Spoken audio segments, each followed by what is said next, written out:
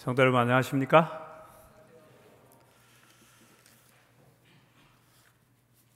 2월 첫째 주 화요일부터 우리는 계속해서 2월 한 달 동안 그대의 이름을 두 번 부르실 때라는 총 주제로 우리 말씀을 좀 나누고 있습니다.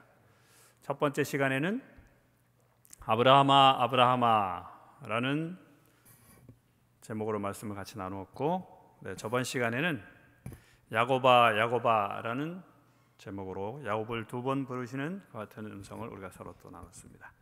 오늘은 그 세 번째 시간으로 모세야 모세야라고 두 번 부르시는 주님의 음성을 우리가 다시 한번 좀 묵상해보는 그 같은 시간을 좀 갖고자 합니다. 이 말씀은 어디에 있죠? 우리가 잘 아는 출애굽기 3장에 나와 있습니다. 우리 출애굽기 3장을 좀 다 좀 펴주시겠습니까? 우리 성경을 좀 같이 보면서 말씀을 나누겠습니다. 출애굽기 3장입니다.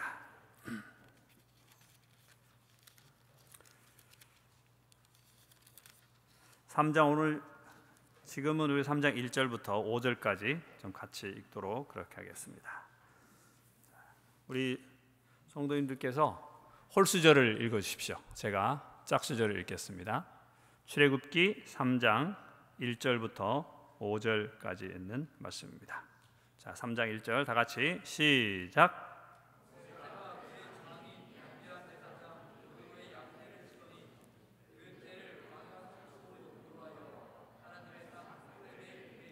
여호와의 사자가 떨기나무 가운데로부터 나오는 불꽃 안에서 그에게 나타나시니라. 그가 보니 떨기나무에 불이 붙었으나 그 떨기나무가 사라지지 아니하는지라. 3절 시작.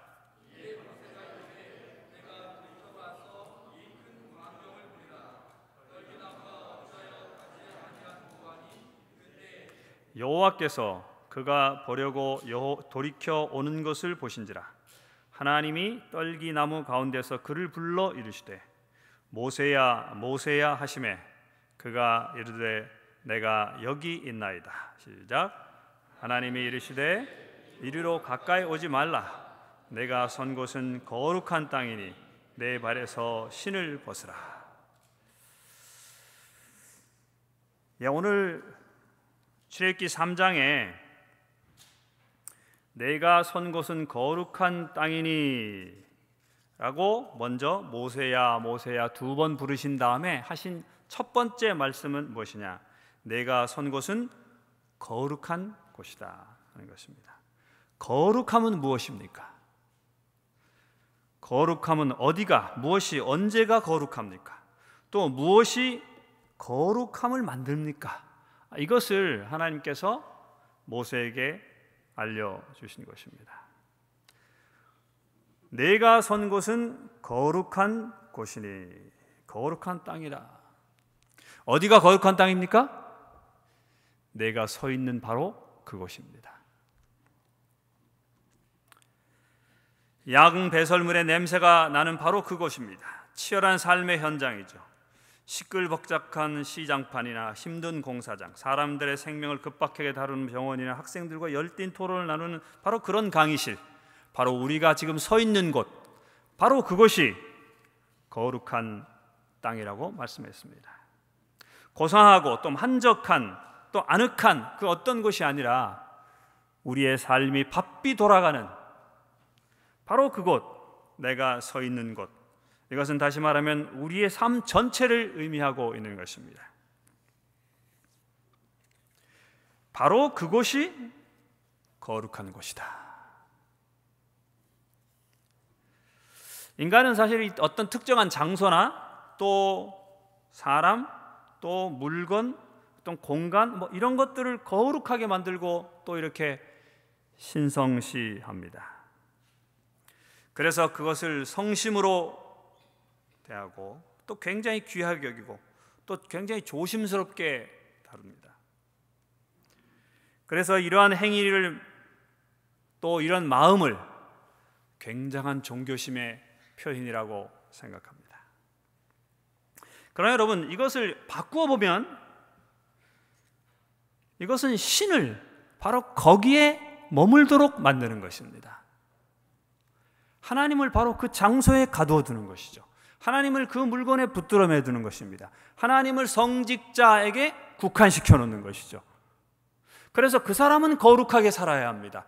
그리고 우리가 그 장소에 가서는 하나님 앞에 서 있는 것처럼 해야 합니다. 우리가 또 그 물건을 만질 때는 하나님의 것을 만지는 것처럼 해야 합니다. 다시 말하면 바로 그 공간, 그 시간, 그 사람, 그 물건에 하나님을 가두어 놓는 것입니다. 그러면서 그 외의 장소, 그 외의 물건, 그 외의 사람, 나 같은 사람이죠. 그 외의 시간 등은 우리 마음대로 사용하는 소위 세속에 속한 것입니다.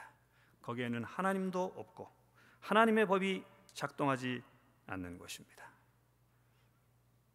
그래서 특정한 공간, 특정한 사람, 특정한 어떤 장소를 굉장히 거룩하게 만들어 놓고 그곳에 가서 굉장한 거룩함이 있는 것을 우리가 표현하고 그 외의 것들에 대해서는 거룩하지 않은 것이죠. 그래서 때때로 거룩한 적당함, 일부의 거룩함이 더 큰 방종과 삶의 대부분을 허비하게 만드는 면책권이 되고 있는 것입니다. 이것이 또 오늘날 종교의 역할이 그런 것이 아닌가 하는 생각이 들기도 합니다. 거룩한 건물이 있습니다. 그래서 굉장히 거룩하게 만듭니다. 그냥 뭐 초가집 한 칸 이렇게 만들어서는 안 됩니다. 굉장히 웅장하고 굉장히 거기 들어가면 사람이 아주 이렇게 뭔가 이렇게 위압되도록 그렇게 만들어 놓습니다. 거룩한 사람들 그냥 보통 이렇게 그냥 뭐 이렇게 그냥 입어서는 안 됩니다. 굉장히 거룩한 뭔가 하여튼 사람이 보면 그 사람이 굉장히 뭔가 구별된 사람처럼 보이게 만듭니다. 굉장히 경건한 예배 형태, 굉장히 엄청난 재정이 헌신된, 사실 이런 것들이 때로는 우리의 삶의 다른 부분을 방종해도 괜찮아. 그때는 혹은 그 사람에게는 혹은 그 사람은 그 시간은 그 장소에서는 내가 이만큼의 헌신을 했기 때문에 이것은, 그러나 그 나머지 것들은 거기에는 하나님이 계시지 않아 라고 만들어주는, 어쩌면 그것을 인정하는 표로 사용될 수 있는 것입니다. 오히려 거룩한 땅이, 거룩한 장소가, 거룩한 사람이, 거룩이라는 것이 방종을 부추기는 요소가 될 수 있게 하는 어떤 면에서는 사탄의 아주 교묘한 속임수가 오늘날 종교가 가지고 있는 또 하나의 다른 모습이 아닌가 생각해 보는 것이죠. 사실 인간은 하나님과 함께 있는 것을 좋아하지 않습니다. 죄를 범한 아담과 하와의 첫 번째 모습은 무엇이냐? 하나님께로부터 숨는 것이죠. 인간은 하나님과 함께 있는 것을 부담스러워합니다. 그래서 로마서 1장 28절에 바울은 말하기를 그 마음에 하나님 두기를 싫어한다. 그래서 하나님께 일정한 공간, 시간, 재물을 드리고 나머지는 하나님 없는 곳에서 지내고자 합니다. 왜 그렇습니까? 이것을 진정한 자유라고 생각하는 것이죠. 또 반대로 하나님과 함께 있는 것은 내 자유가 구속되고 내 자유가 제한되는 것이라고 생각하기 때문입니다. 그러나 여러분, 성경을 보면 그 정반대인 것입니다. 죄로 인해 이것이 얼마나 우리의 생각과 사고가 또 우리의 판단이 왜곡된 것인가를 성경을 보지 않고는 알 수 없는 것입니다. 범죄 이전의 인간은 어땠습니까? 하나님과 함께 있는 것이 자유였고 그분과 떨어지는 것이 부자유, 곧 죄였습니다. 그것이 인간의 본래 모습이었습니다. 그래서 하나님은 끊임없이 오늘도 우리를 찾아오십니다. 그래서 우리 곁에 계십니다. 왜냐하면 그것이 진정한 자유이고 생명임을 하나님은 아시기 때문입니다. 그래서 구약에서는 성소에 늘 계셨습니다. 내가 그들 중에 거할 성소를 그들이 나를 위해서 짓게 해라. 그래서 그 성소를 볼 때마다 내가 하나님이 우리와 함께 하시는구나 라는 사실을 인지할 수 있도록. 신약에서는 어땠습니까? 예수님, 하나님이 직접 인간의 형체를 가지고 와서 내가 인간인 너희들과 함께 있다라는 사실을 계속해서 보여주셨습니다. 지금은 어떠하십니까? 예수님께서 승천하신 다음에 성령께서 모든 장소와 사람에게 함께 하신다고 약속하시고 지금 그렇게 하고 계십니다. 계시록 3장 20절 볼지어다 내가 문 밖에 서서 두드리노니. 그렇습니다. 지금도 하나님은 우리와 함께 하셔서 계속해서 두드리고 계십니다. 왜 그렇습니까? 영생은 하나님과 그의 보내신 자 예수 그리스도를 아는 것이기 때문에 그런 것입니다. 진정한 자유와 진정한 영생이란 무엇인가? 진정한 생명이란 무엇인가? 그것은 하나님과 떨어져 있는 것이 아니라 하나님의 임재 바깥에 있는 것이 아니라 우리의 삶 전체에서 하나님과 늘 함께하는 것, 그것이 바로 천국이고 그것이 바로 영생이기 때문에 하나님은 이것을 너무나 잘 아시기 때문에 인간이 굉장히 부담스러워함에도 불구하고 인간이 하나님이란 존재를 그저 어떤 특정한 공간에, 특정한 장소에, 특정한 시간에만 가두어 두려고 함에도 불구하고 아니야, 그건 아니야. 내가 너희와 함께 있는 것이 영생이고 내가 너희와 함께 있는 게 진짜 자유야 라는 것을 끊임없이 우리에게 가르쳐주고 있는 것입니다. 사실 이것을 우리가 인지하고 동행하는 것이 천국입니다. 왜 그렇습니까? 천국이란 어떤 동네예요? 하나님과 영원히 함께하는 것이죠. 하나님의 임재가 영원토록 있는 동네가 천국인 것입니다. 에녹이라는 사람은 하나님과 300년 동안 동행했습니다. 그는 이 땅에서 하나님과 동행했기 때문에 하나님의 임재 속에서 늘 같이 거했기 때문에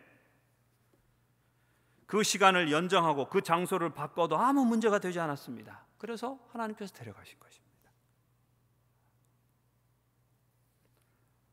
왜냐하면 아까 말씀드렸던 천국은 하나님과 동행하며 영원한 시간을 지내는 곳이기 때문입니다. 그러므로 사랑하는 우리 성도 여러분,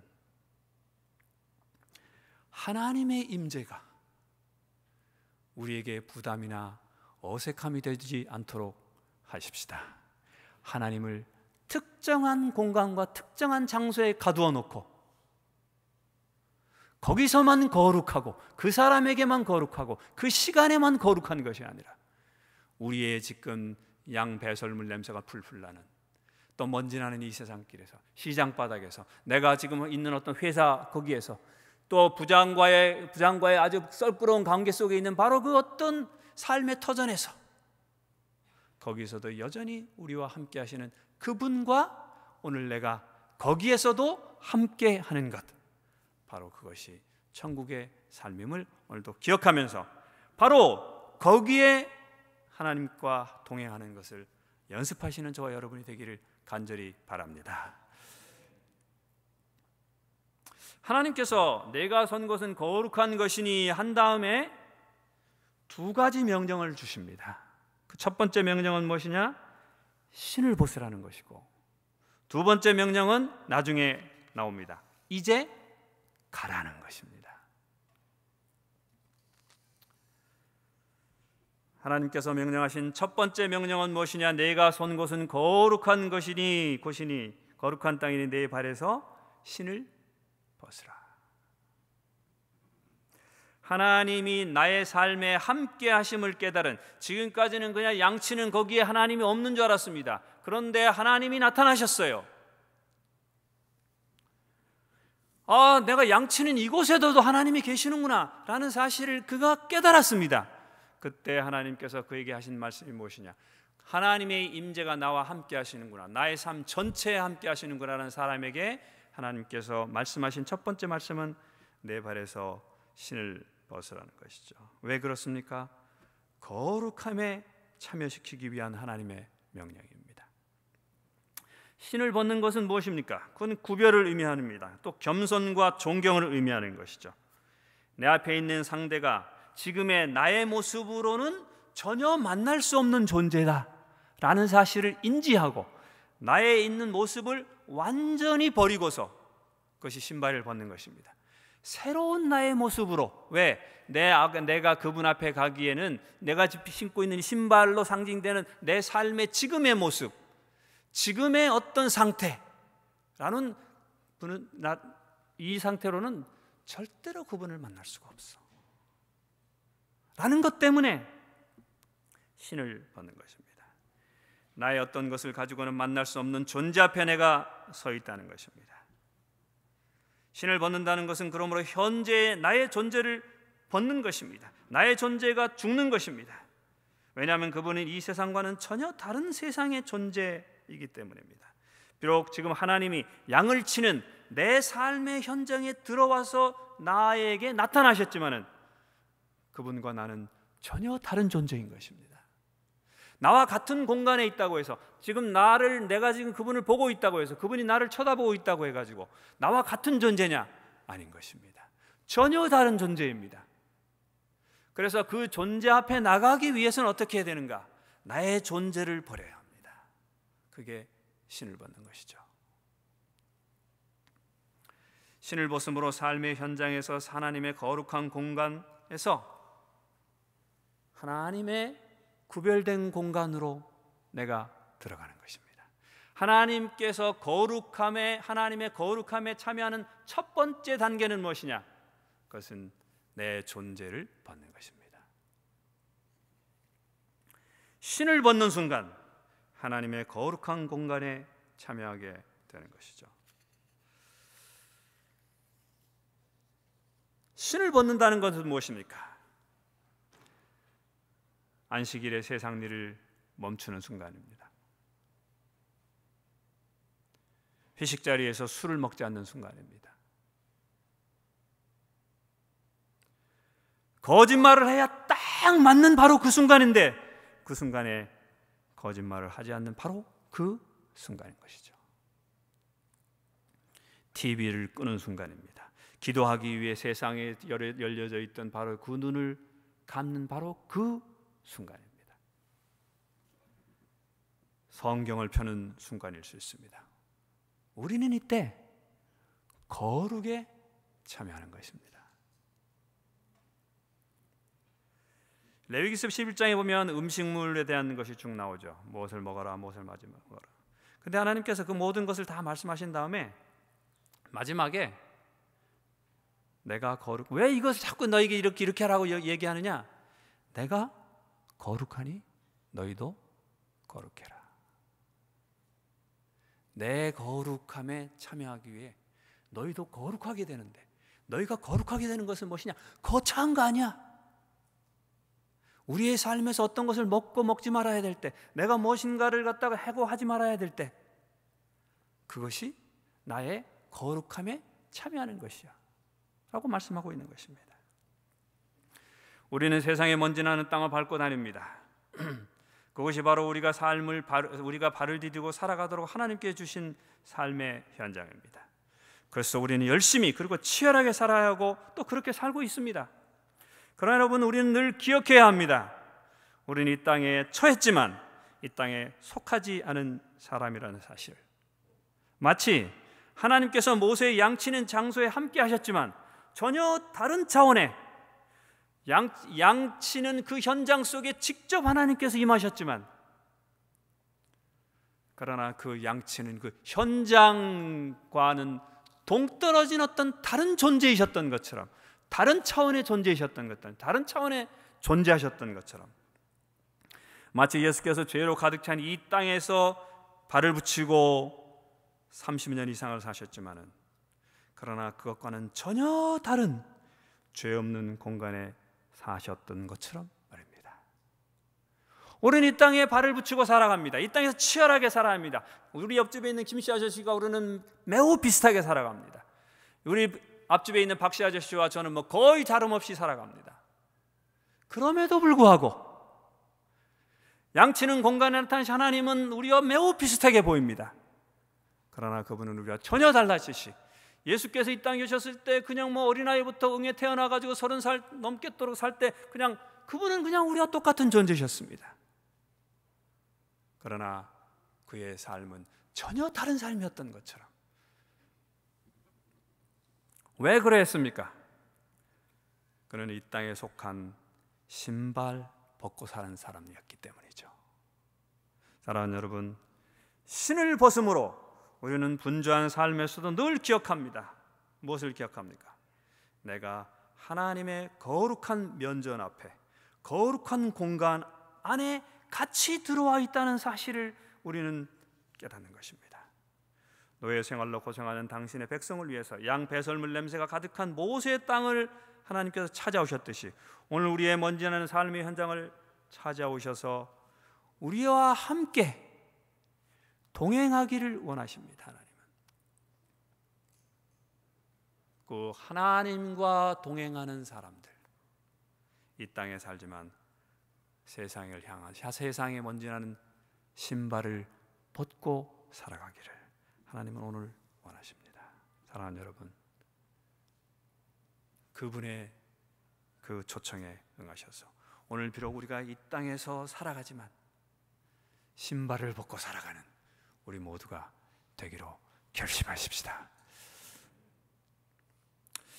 두 번째 명령은 무엇입니까? 아까 말씀드렸는데 이제 가라는 것입니다.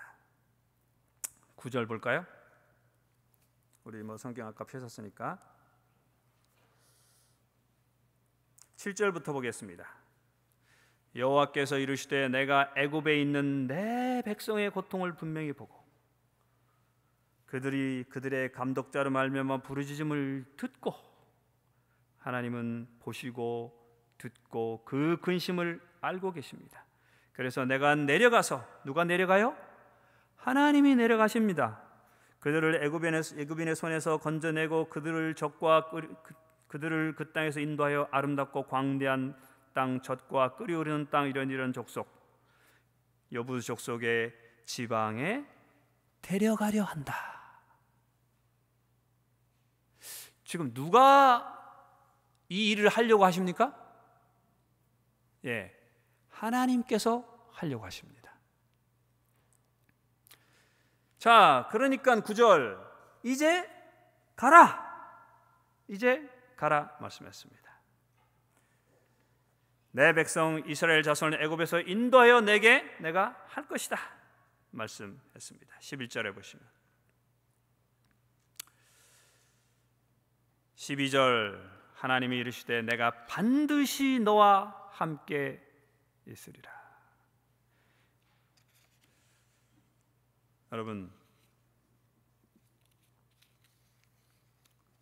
주님의 두 번째 명령, 곧 신발 벗은 자에게 주시는 명령은 무엇인가? 하나님과 동행하는 사람에게 주시는 명령은 무엇이냐? 이제 가라는 것입니다. 가라는 명령입니다. 그냥 단순합니다. 가라는 것이죠. 하나님은 가서 구원해 내라, 그거 아닙니다. 그냥 가라입니다. 이제 나와 함께하는 자가 되었으니, 나의 거룩함에 동참했으니, 나와 동행했으니, 이제 내가 애굽에 내려가가지고 그 백성들을 데려오려고 하는데, 정확히 표현하자면 무엇입니까? 좀 더 정확한 표현은 이제 가라 이게 아니고 뭐예요? 이제 가자. 왜? 아까 조금 전에 읽었죠. 8절에 내가 보고 듣고 이제 내가 내려가서 그들을 내가 인도하려고 해. 그러니까 모세야, 이제 나랑 같이 가자 이 말입니다. 동행자가 되었으니 하나님의 역사의 현장에 동참하라는 것입니다. 그래서 그것을 구경하고 참관하라는 것입니다. 갔을 때 어떻게 될 것이냐? 인도하여 낼 것이다 말씀했습니다. 모세에게 하는 말씀은 그냥 가라는 것이었고, 인도해서 가나안 땅까지 가게 하는 것은 내가 할 것입니다. 결과는 하나님의 몫인 것입니다. 우리에게 주신 명령은 무엇이냐? 모세에게 주신 명령은 그냥 가라는 것이죠. 구원은 하나님께 있습니다. 이스라엘을 해방하고 구원하는 것은 모세가 아니고 누구이시죠? 하나님이십니다. 모세는 그냥 단지 갔을 뿐입니다. 마태복음 4장 19절에 보면 베드로와 안드레에게 또 그 후에 요한과 또 야고보에게 이런 말씀을 하십니다. 말씀하시되 따라와라. 내가 너희를 사람 낚는 어부가 되게 하겠다.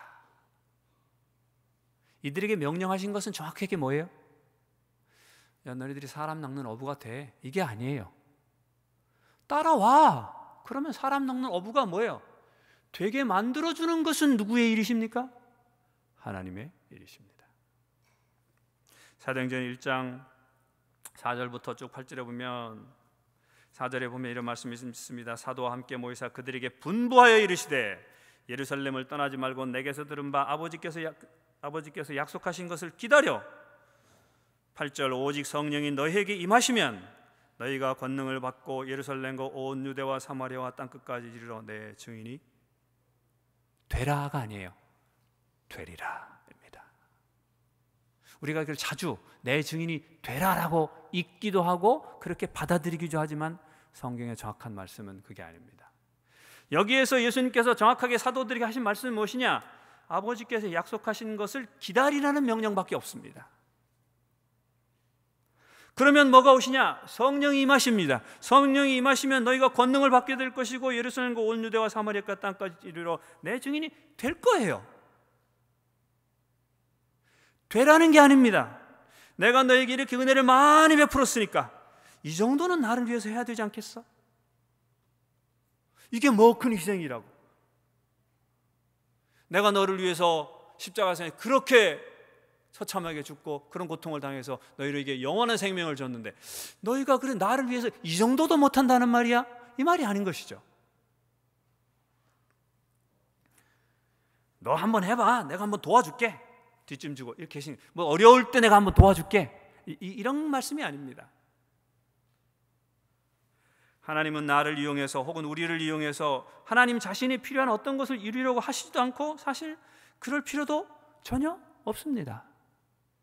그런데 마치 우리는 하나님께서 무엇을 하라고 말씀하시면 그것이 뭐 하나님께 엄청 이득이 되는 줄 알고 나를 이용해 가지고 하나님께서 무슨 영광을 취하려고 뭐 하는 줄 알고 얼마나 착각을 합니까? 아닙니다. 모세에게 가라. 모세 외에는 구원할 사람이 없었을까요? 송창 외에는 신학과 교수할 사람이 아무도 없을까요?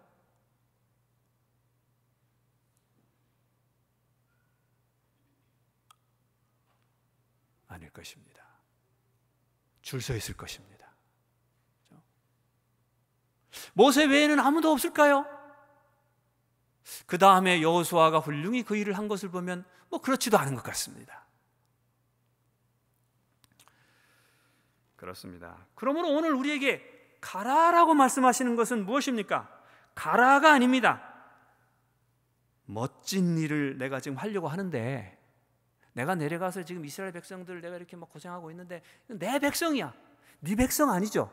내 백성 이스라엘이 이렇게 고생하고 있는데 그것을 내가 들었어. 봤어. 그래서 지금 내려가려고 그래. 그래서 구원하려고 그래.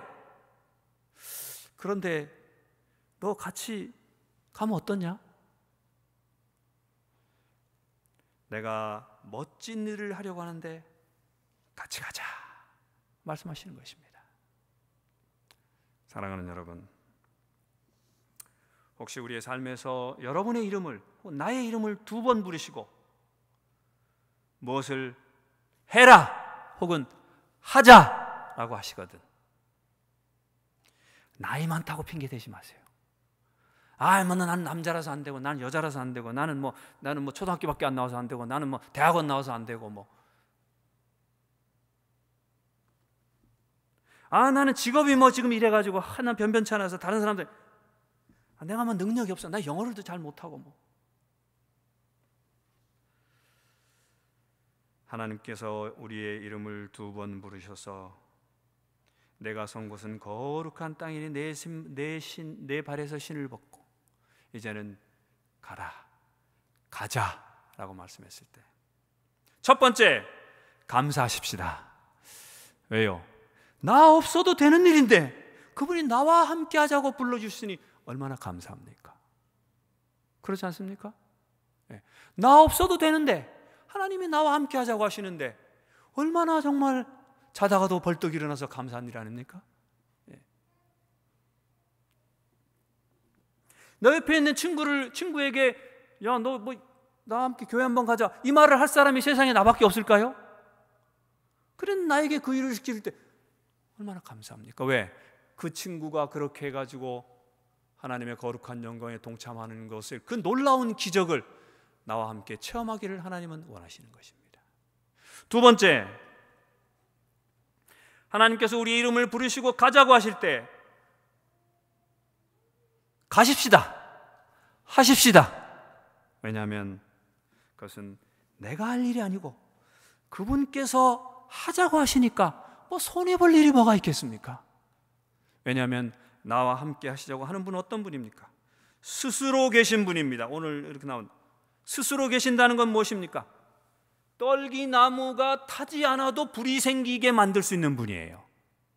세상의 모든 불은 무엇이 타야 나는데 스스로 계신다는 것은 무엇이냐? 아무것도 안 타도 원인이 없어도 결과를 만들어내실 수 있는 분이라는 것이죠. 이게 스스로 존재하는 분, 스스로 결과 자체가 되실 수 있는 분이에요. 아니 땐 굴뚝에도 연기를 낼 수 있는 분이라는 것이죠.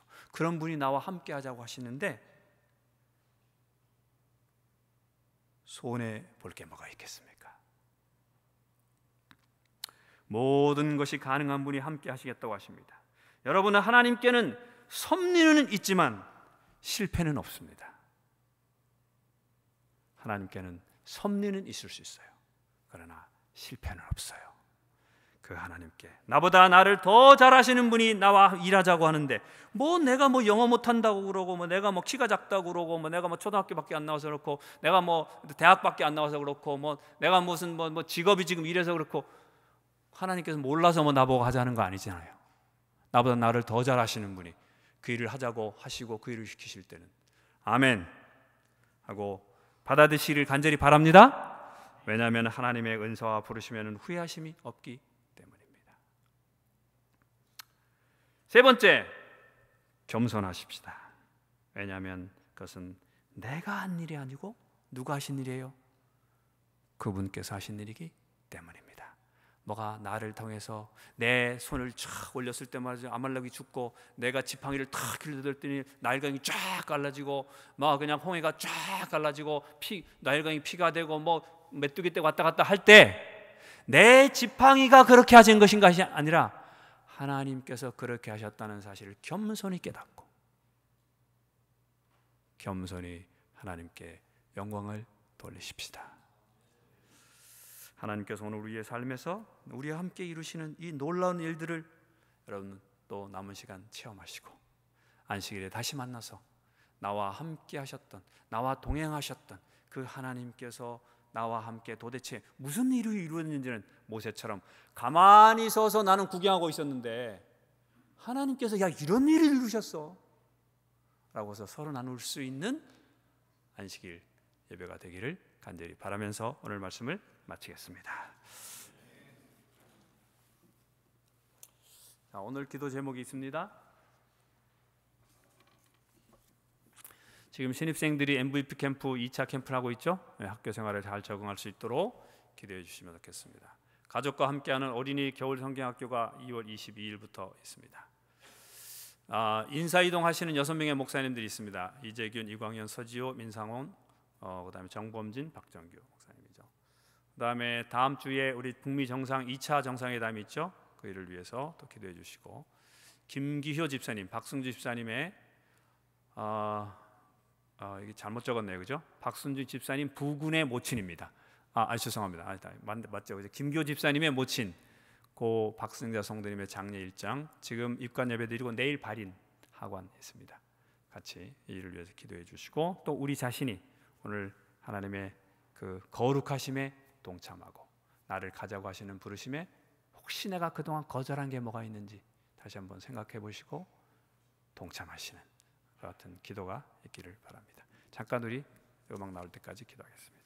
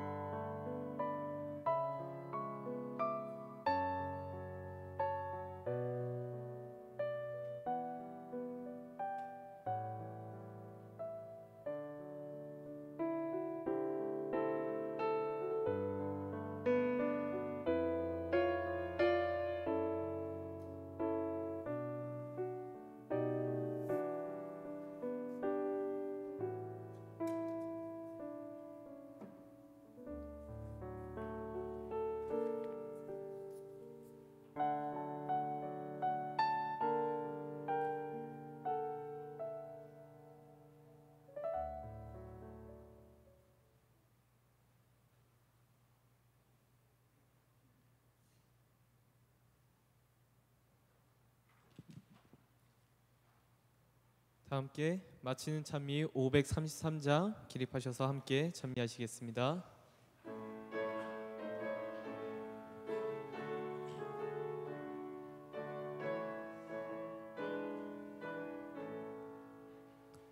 주 나를 죄 가운데 버리지 않고 늘 인도해 주실 줄 믿습니다. 내 가는 길 주께서 지키시며 늘 동행해 주시리. 늘 동행해 주시리. 늘 동행해 주시리.